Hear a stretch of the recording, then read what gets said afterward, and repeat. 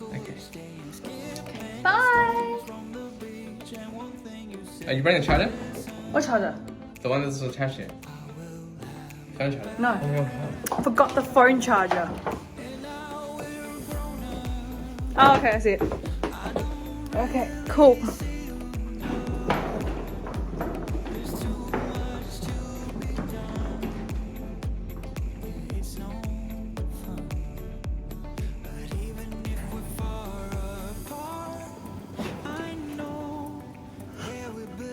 I'm not being it. Going to the car. Howdy, howdy. Okay, I'm complaining here, but like, look at the traffic.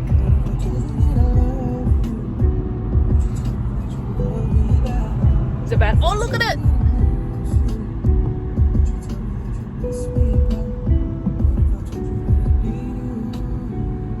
Must be the most annoying passenger. Okay, so we're staying at the Crown.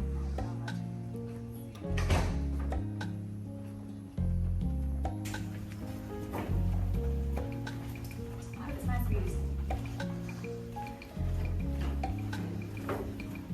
Thank you.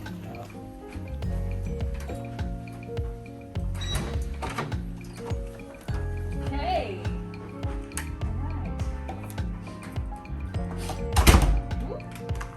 Oh, it's nice.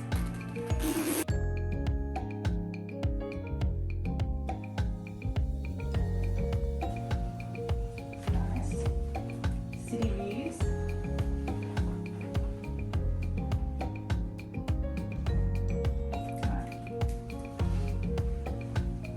Hey everyone! Happy Australia Day. I'm doing a YouTube video today. So last week I asked on my Instagram, ask me anything, and I got a huge response. So I wanted to go through some of the questions today. Let's see how many we get through in today's video, okay? If I don't get through all of them, I will make another video. Some of these are actually quite funny, so let's see how we go. We'll start off with some of the migration ones, but then we'll talk about some of the random ones, and also tell you guys a little bit more about me, obviously. Okay, first one. Please tell me about PR for solicitors and law students in Australia. Okay, I should know this very well as I am a lawyer, but I was very fortunate because I came to Australia when I was 2 years old, so I've been a citizen for a very, very long time. However, for law students, you are in the same pool as everybody else. Your occupation, as long as it's in the occupation lists, you have to apply down that pathway. So solicitor and barrister is on most of the permanent visa migration lists. So it's on the list for 189, 491, some 190 depending on the state, 482 and 186.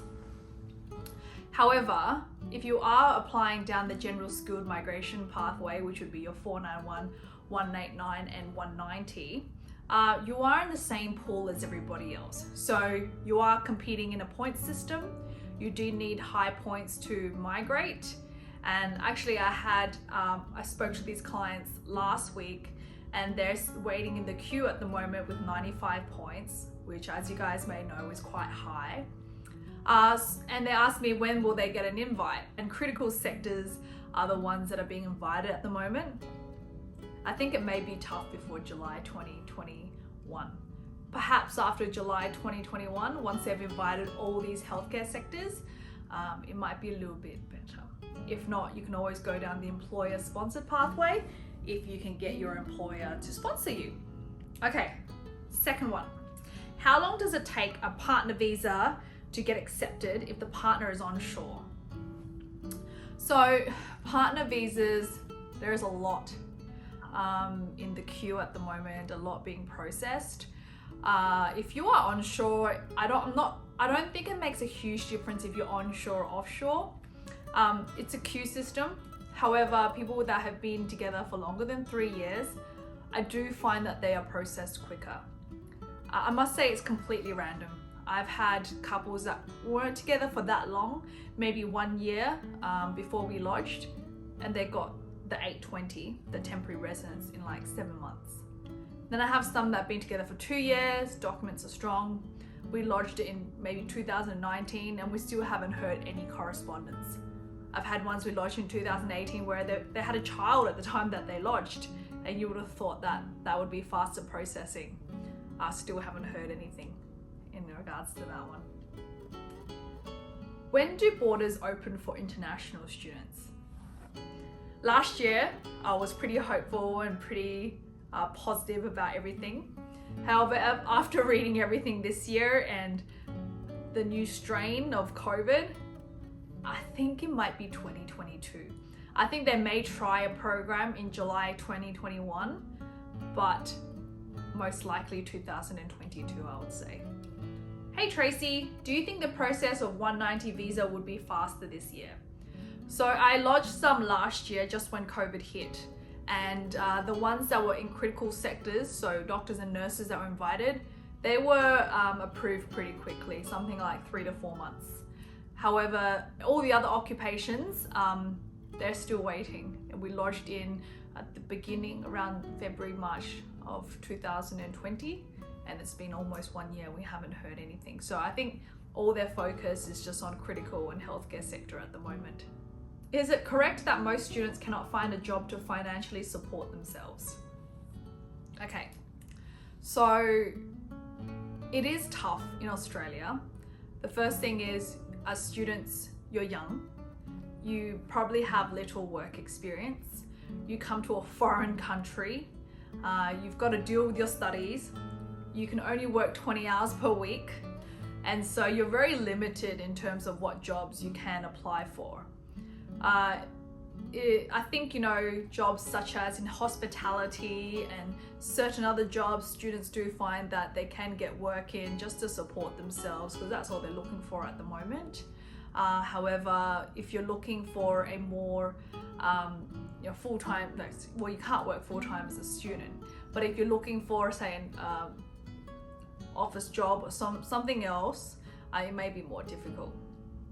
And when you graduate and you get your 2-year 485 visa temporary residence when you can work full-time, that's pretty difficult because you're applying for the jobs, you're competing with local Australians. There's somewhat a language barrier, a cultural barrier, and then you're also not a permanent resident. And a lot of companies prefer to hire permanent residents. And so that has never made sense to me. The government expects you to graduate, find a job, and then they'll give you, you may qualify for one of the migration pathways.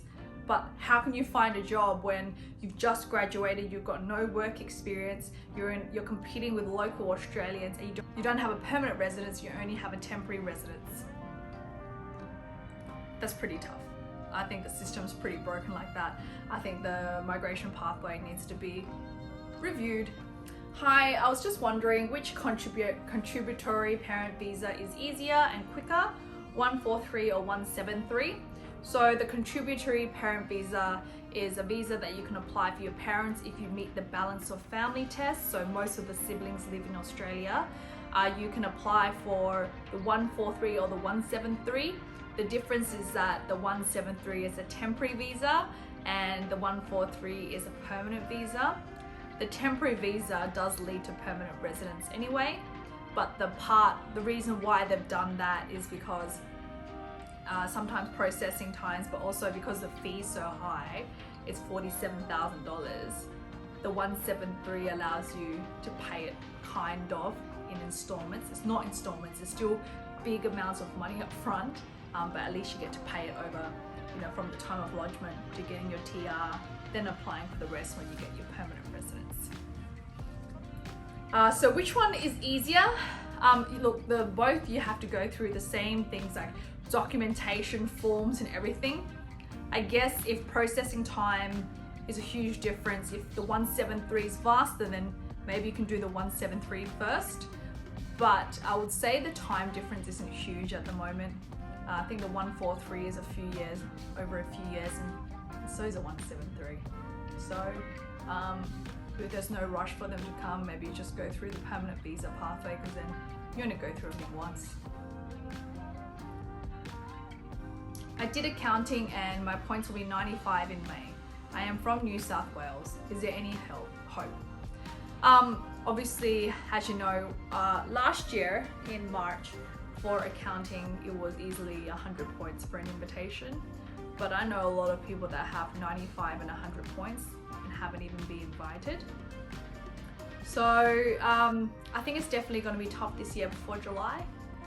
Maybe after July things will hopefully get a bit better.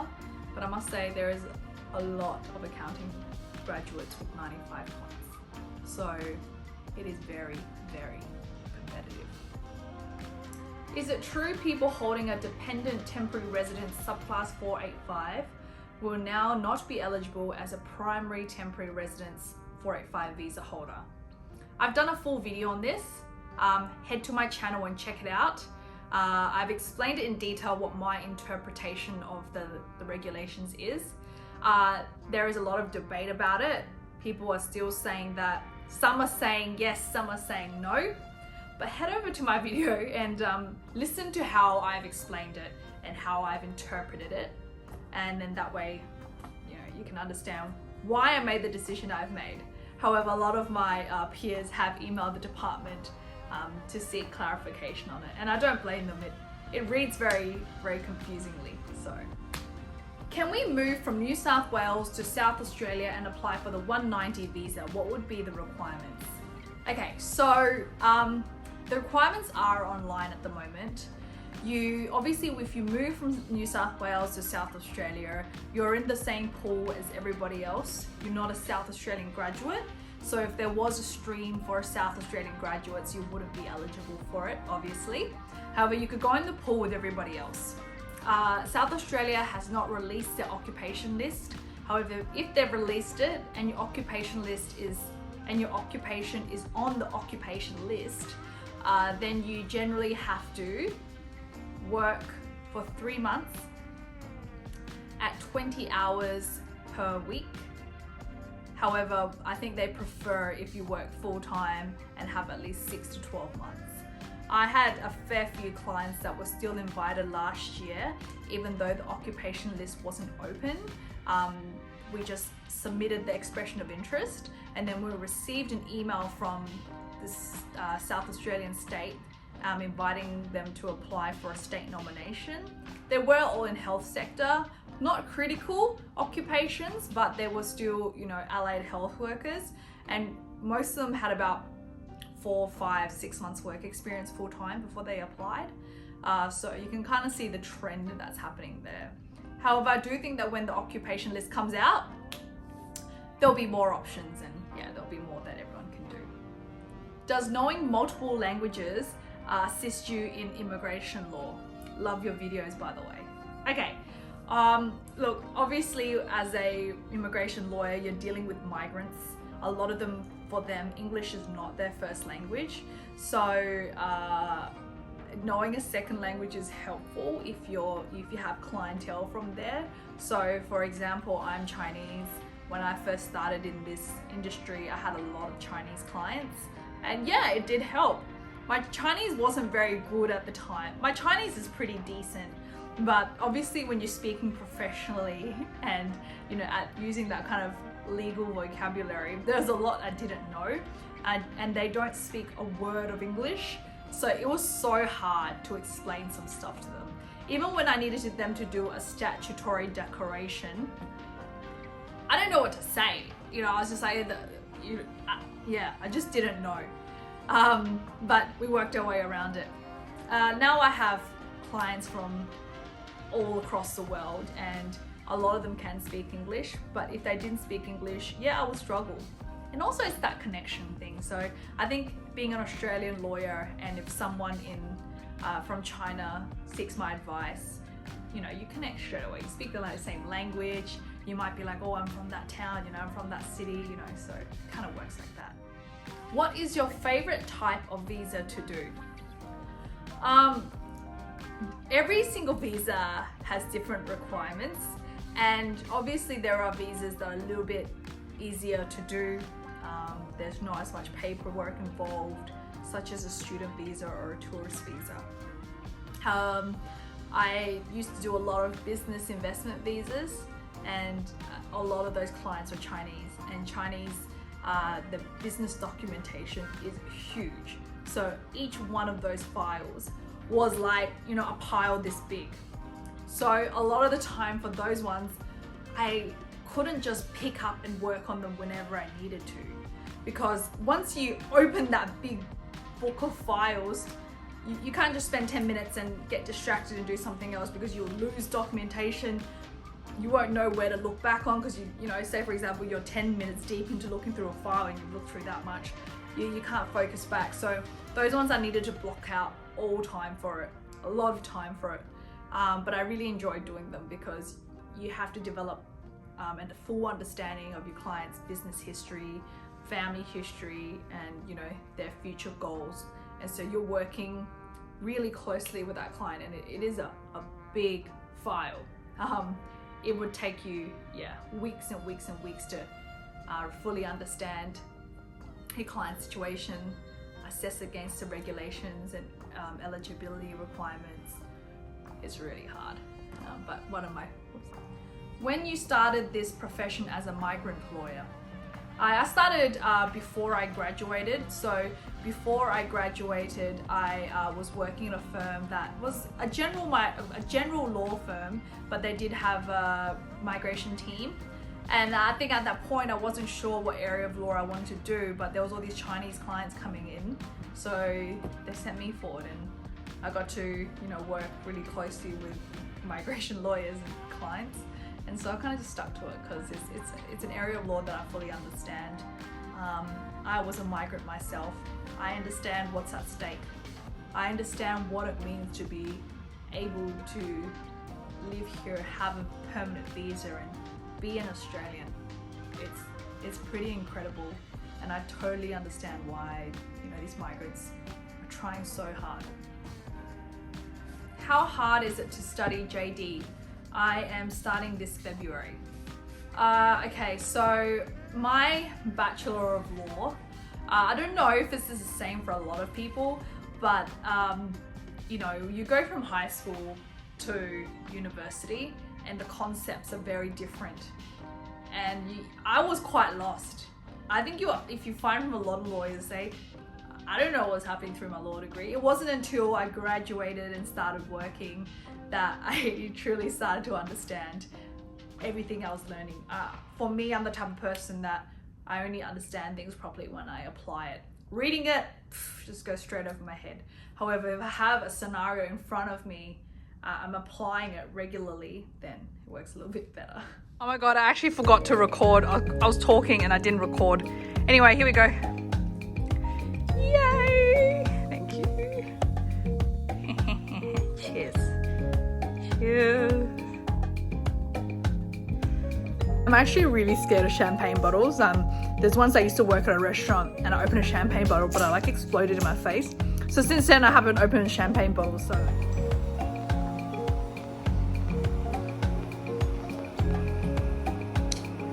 I'm more excited about eating later.